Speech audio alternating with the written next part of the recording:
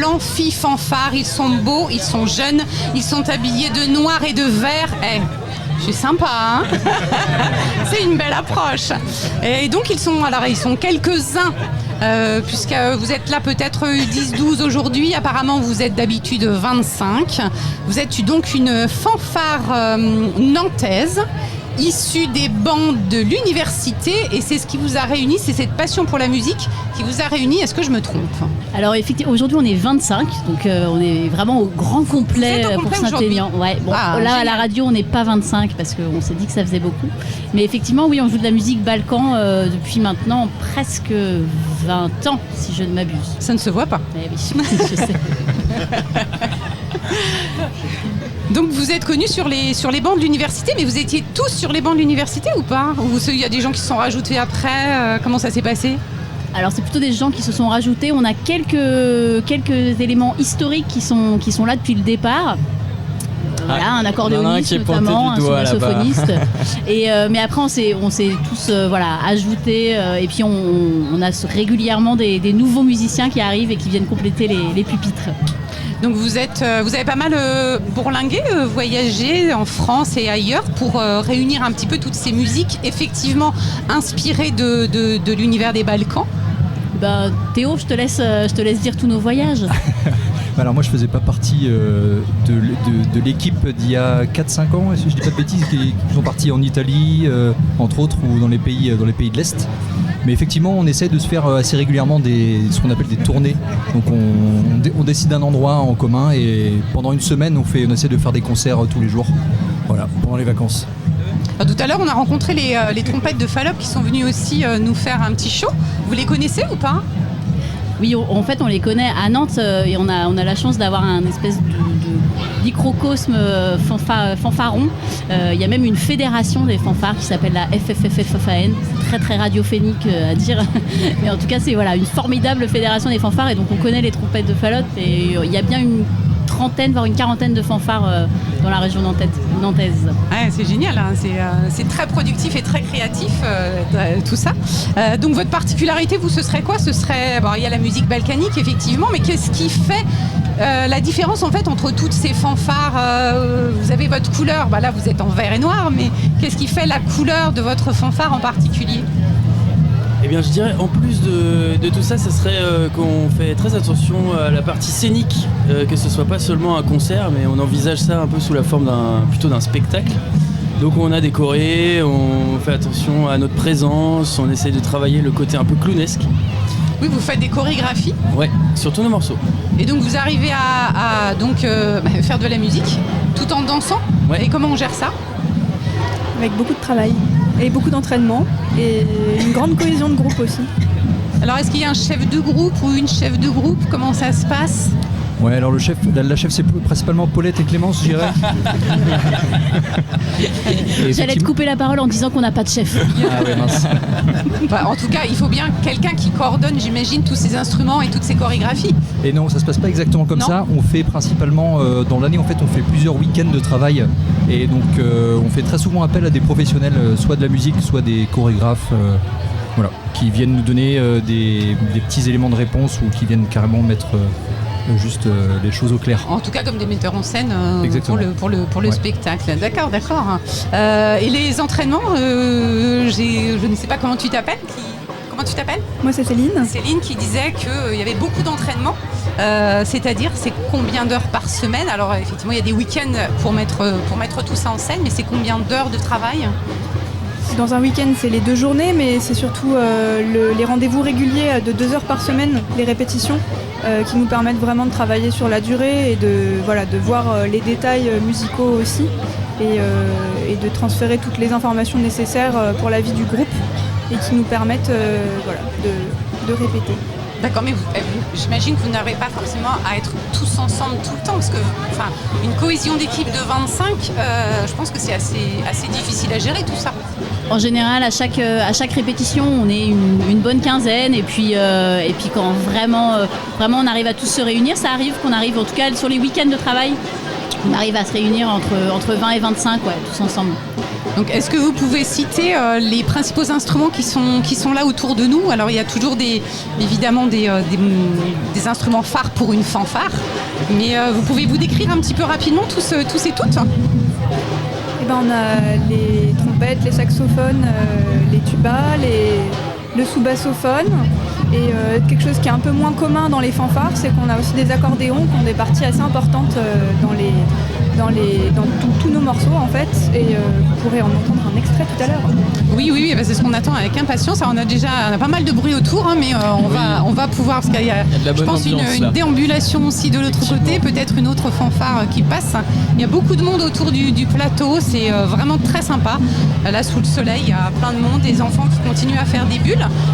Est-ce qu'on lance le morceau maintenant? Là, on sait que vous êtes quelques-uns à pouvoir jouer en acoustique et en direct. Est-ce que c'est possible? Alors, ça va être quel instrument du coup? Alors on va essayer de jouer avec la batucada à côté, ça va pas être facile mais on va essayer. Radio Grand-Lieu.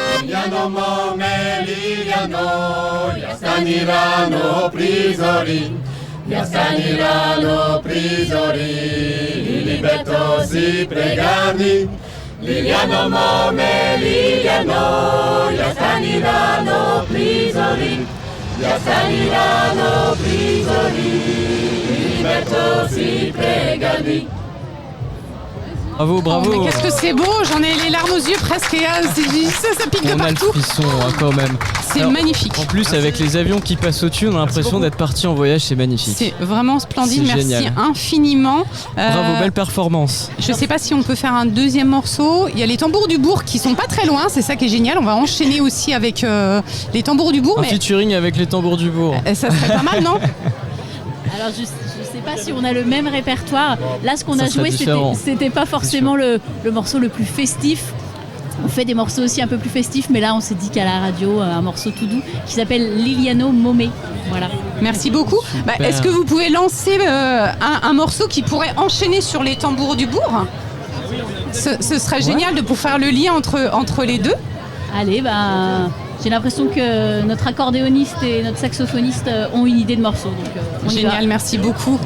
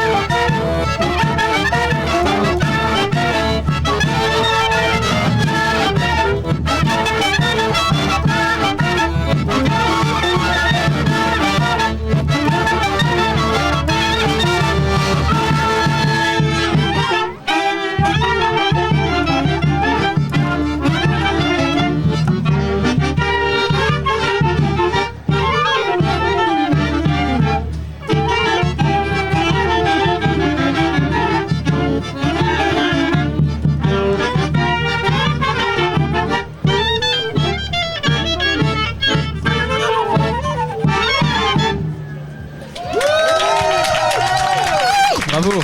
Magnifique. Faut les applaudir bien fort. C'était donc l'Amphi Fanfare. Merci sincèrement d'être venu là et d'avoir joué ces deux morceaux. Merci beaucoup, merci à vous. Merci d'être venu. Radio Grand Lieu.